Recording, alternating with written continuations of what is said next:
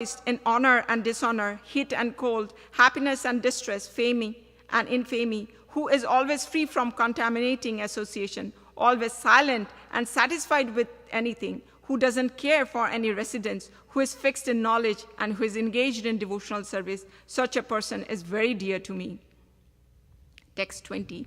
Those who follow this imperishable path of devotional service and who completely engage themselves with faith, making me the supreme goal, are very, very dear to me.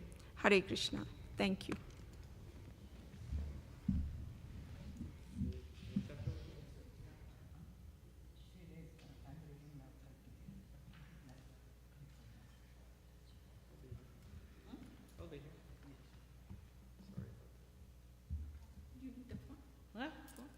You have.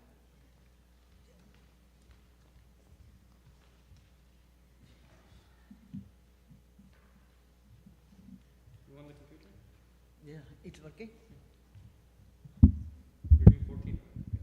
I'm reading, no, 13, 14.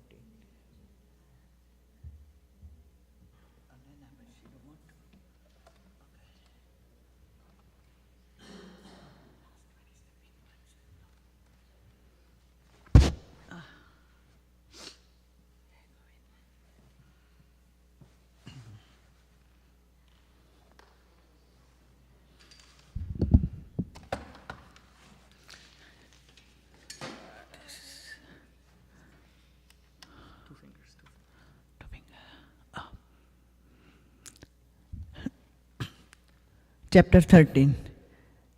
Nature, the enjoyer and consciousness. Arjuna said, "Oh dear Krishna, I wish to know about Prakriti, nature, Purusha, the enjoyer, and the field and the knower of the field, and of knowledge and the object of knowledge." The Supreme Personality of God said, "This body, O son of Kunti, is called the field, and one who knows this body is called the knower of the field." O son of Bharat, you should understand that I am also the knower in all bodies, and to understand this body and its knower is called knowledge. That is my opinion. Now please hear my brief description of this field of activity and how it is constituted, what its changes are, where it is produced, who that knower of the field of activities is, and what his influences are. That knowledge of the field of activities and of the knower of activities is described by various sages in various Vedic writings. It is especially presented in Vedanta Sutra with all reasoning as to cause and effect. The five great elements, false ego, intelligence, the unmanifested, the 10 senses and the mind, the five sense objects, desire, hatred, happiness, distress, the aggregate and the life center and convictions, all these are considered in summary to be the field of activities and its interactions. Humility, pridelessness, non-violence, tolerance, simplicity, approaching a bona fide spiritual master, cleanliness, steadiness, self-control, renunciation of the objects of sense gratification, absence of false ego, the perception of the ill of birth, death, old age, and disease, detachment, freedom from entanglement with children, wife, home, and the rest. Even mindfulness amid pleasant and unpleasant events, constant and unalloyed devotion to me, aspiring to live in a solitary place, detachment from the general mass of people, accepting the importance of self-realization and philosophical search for the absolute truth.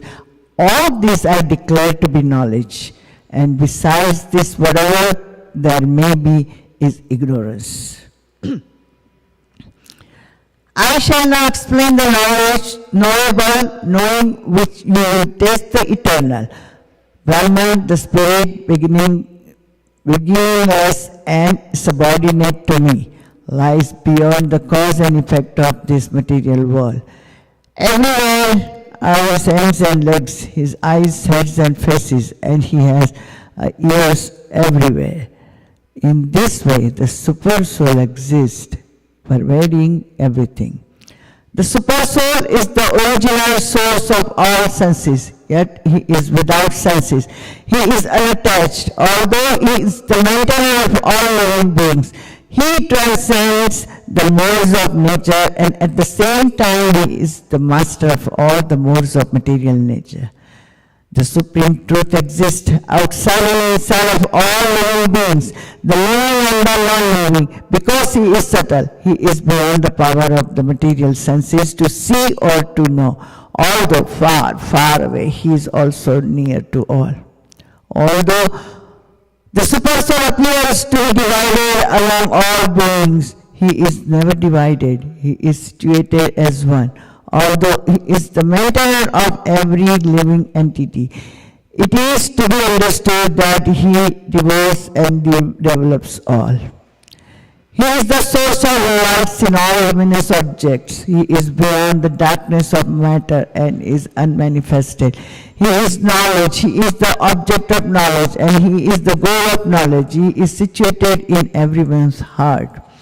Thus, the field of activities, the body, knowledge and the knowable have been summarily described by me. Only my devotees can understand this thoroughly and thus attain to my nature. Material nature and the living entity should be understood to be beginningless. The transformations and the modes of matter are products of material nature. Nature is said to be the cause of all material causes and effects, whereas the living entity is the cause of the various sufferings and enjoyments in this world. The living entity is material nature, thus follow the ways of life, enjoying the three modes of nature. This is due to his association with that material nature. Thus, he meets with good and evil among various places. Yet in this body there is another, a transcendental enjoyer, who is the Lord, the supreme proprietor, who exists as the overseer and permitter, and who is known as the super soul. One who understands this philosophy concerning material nature, the living entity, and the interaction of the modes of nature is sure to attain liberation. He will not take birth here again, regardless of his present position. Some perceive the super soul within themselves through meditation, others through the cultivation of knowledge, and still others through working without fruitive desires. Again, there are those who, although not conversant in spiritual knowledge, begin to worship the Supreme Person upon hearing about him from others. Because of their tendency to hear from authorities, they also transcend the path of birth and death. O chief of the Bharatas, know that whatever you see in existence, both the moving and the non-moving, is only a combination of the field of activities and the knower of the field. One who sees the super soul accompanying the individual soul in all bodies, and who understands that neither the soul nor the super soul within the destructible body is ever destroyed, actually sees. One who sees the super soul equally present everywhere in every living being does not degrade himself by his mind. Thus he approaches the transcendental destination. While you can see that all activities are performed by the body which is created of material nature, and sees that the self does nothing, actually sees. When a sensible man ceases to see different identities due to different material bodies, and he sees how beings are expanded everywhere, he attains to the Brahman conceptions. Those with the vision of eternity can see that the imperishable soul is transcendental, eternal, and beyond the modes of nature. Despite contact with the material body, O Arjuna, the soul neither does anything nor is entangled. The sky, due to its subtle nature, does not mix with anything, although it is all pervading. Similarly, what happened? I don't know, it stopped. It stopped somewhere.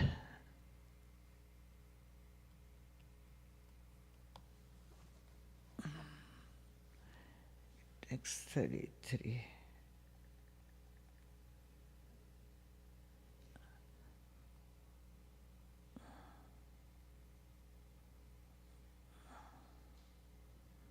Sorry for little, this technological thing, technical. No, I have this on the text. I don't know how to remove this.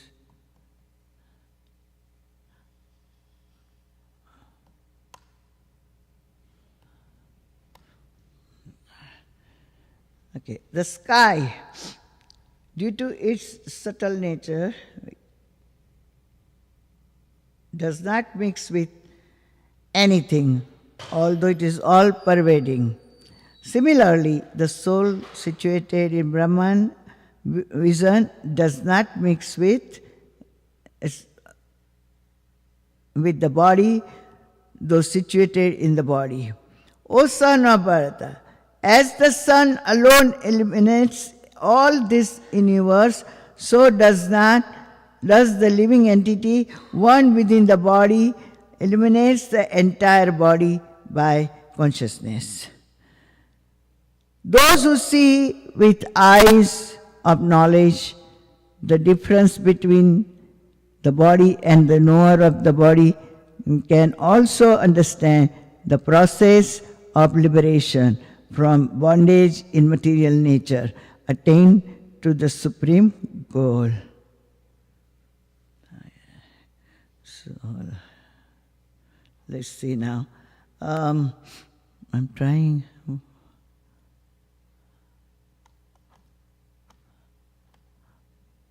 I don't know what happened. Anyway, we'll read from chapter 14. The three modes of material nature. The Supreme Personality of Godhead said, "Again I shall declare to you this supreme wisdom, the best of all knowledge, knowing which all the sages have attained the supreme perfection. By becoming fixed in this knowledge, one can attain to the transcendental nature like my own. Thus established, one is not born at the time of creation or disturbed at the time of dissolution. The total material substance called Brahman is the source of birth, and it is that Brahman that I impregnate, making possible the birth and all living beings, O son of Bharata. It should be understood that all species of life, O son of Kunti, are made possible by birth in this material nature, and that I am the seed-giving father. Material nature consists of three modes: goodness, passion, and ignorance. When the eternal living entity comes in contact with nature, O mighty armed Arjuna, he becomes conditioned by these modes. O sinless one, the mode of goodness, being purer than the others, is illuminating, and it frees one from all sinful reactions. Those situated in that mode become conditioned by a sense of happiness and knowledge.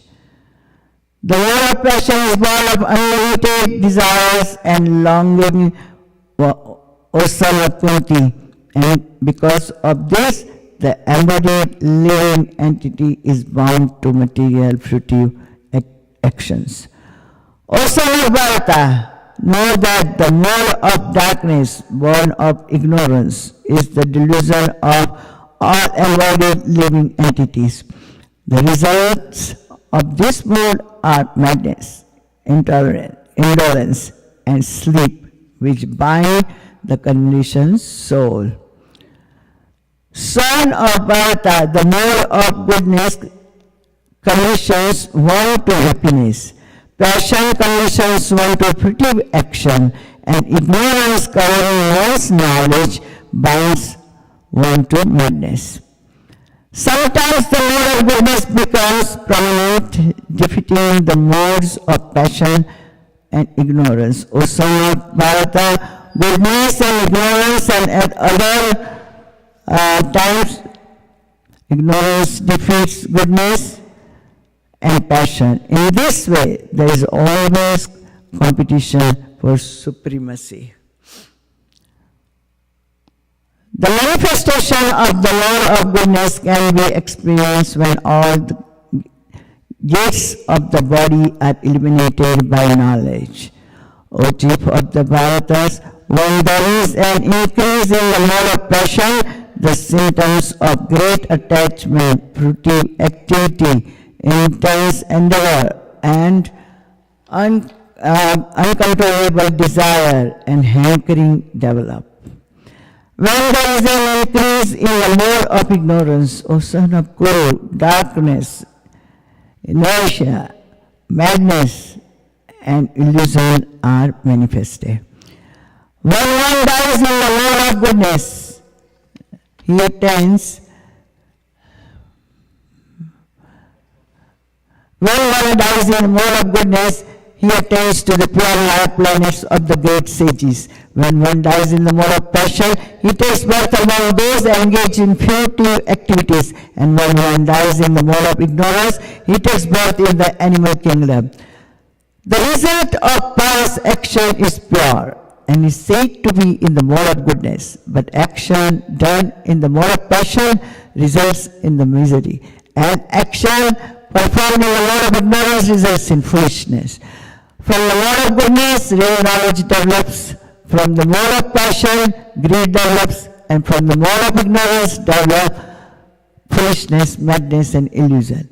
Those situated in the mode of goodness gradually go upward to the higher planets. Those in the mode of passion live on the earthly planets. And those in the abominable mode of ignorance go down to the hellish worlds.